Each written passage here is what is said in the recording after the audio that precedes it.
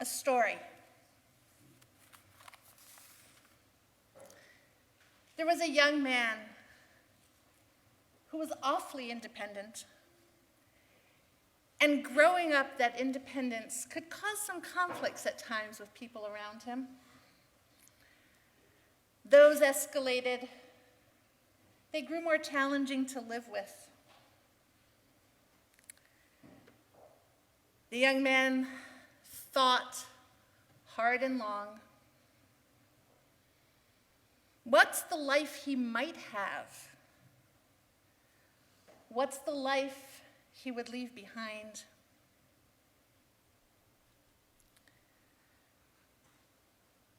And as the fighting escalated, and as the shouting got louder, and as the conflicts grew, he packed his bags and prepared to slip away, to figure out where his journey might best happen. And as he was slipping away, the youngest girl in the family slid up next to him, gave him a great big hug, and gently whispered in his ear, "I know you need to do what you need to do.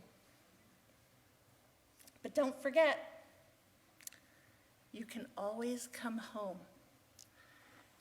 And with that, she squeezed his hand and walked away.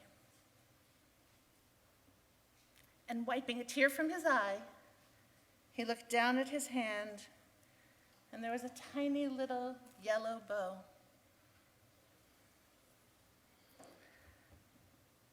Away, many changes happened.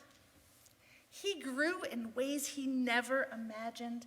He found possibilities and opportunities he never thought would be there. He felt so good about life. But every once in a while, there'd be that pang, that sadness. Who did he leave behind? Who was he missing? He wondered every once in a while, as he'd watch the sunset over the horizon, what had he left behind? Should he reach out? Should he reconnect? Could he go back to what was? Is there a way to return? And one day he woke up and decided this was it. It was time to go back to normal. He got onto that train and headed home. He looked outside as the train pulled up to a stop, looked very familiar, but everything seemed different. The landscape was the same, but there were buildings missing. The people that he saw on the streets as he was pulling in were familiar, but faces he thought should be there were not there anymore. And he still felt so uncertain. Would he be welcomed back home? Could he go back again? He got off the train with his bags and just stood there.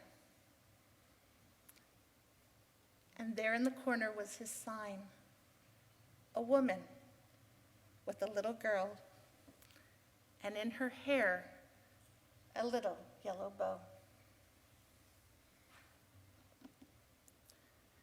Journeying, whether leaving or returning, is not linear. We can come home. We can always come home. But the home we come back to might look different from the home we left. But if we look for signs, we can find the ways to find ourselves still deeply connected. This week's Parsha, Eikev, as Rabbi Drash said, is all about the possibilities and opportunities. It's the journeying of unknowingness from Mitzrayim, from Egypt, to Eretz Zavat Chalav Udvash, to our land of milk and honey. And in the Parsha, in the part that we heard today, read so beautifully by my nieces and nephews and children, and many beautiful congregant voices chiming in, we hear Moshe telling us all about the journey. And it was not linear. In fact, Moshe had to go up to Mount Sinai twice because we just weren't quite ready to embrace the opportunities and possibilities as a people. The new world, the new environment in front of us, we weren't quite ready to grab onto those circumstances and the signposts of the two tablets in order to create a good society. Ramban, the great commentator Nachmanides, tells us that in fact, these possibilities of this parsha is God presenting to humanity the opportunity to craft a most beautiful, just, good world around us. We just sometimes aren't quite sure that God's there with us and that we're going to get there. You know, this week the Jewish people lost yet another of one of our many greats, the great comedian, Jackie Mason. And as Rabbi Dorsch and I discovered this week, Jackie Mason, who we'll be remembering for all such greatnesses, actually had a pretty rough beginning, including that while his siblings were both rabbis of congregations in conservative and Orthodox synagogues in New Jersey, he himself was struggling. And so he wrote to the Rabbinic Placement Committee at the Jewish Theological Seminary of America, looking for a high holiday gig. Imagine that shul for the high holidays. We don't know where our journey might take us while we're on it. I'm sure that Jackie Mason, Zichrono Livracha, at the time that he was leading those high holiday services, asking the rabbinic placement for a place, was not sure either. But hopefully he read the signs. Our lives this year have been full of signs, some of them quite literally yard signs, thanking people for helping us journey through this year, thanking our physicians for getting us through this year, thanking our essential workers. But there's other signs that we have in our lives that help us on this journey. Kayla, through all of this, you journeyed to this amazing simcha, to this amazing celebration. It's your own journey, and you figured out the way to make this what makes sense under these circumstances, and we're so thrilled we could celebrate the sacred with you. We all have these moments where we can pause and see that sacred, even on the most difficult of moments, the signs that are there.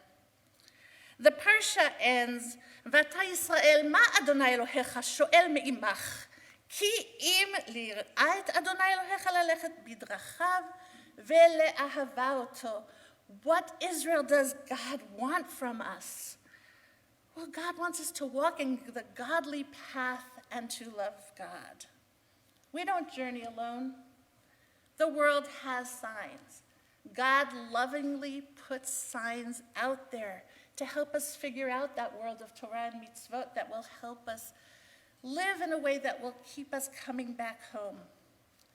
And like Am Yisrael at Mount Sinai, we're faced with opportunities and possibilities to look for the yellow bows in our lives, to create a new environment, a good society, as Ramban says.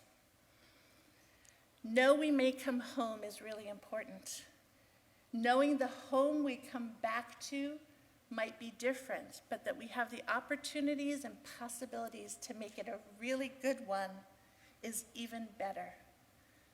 Shabbat Shalom, and may you find your bows.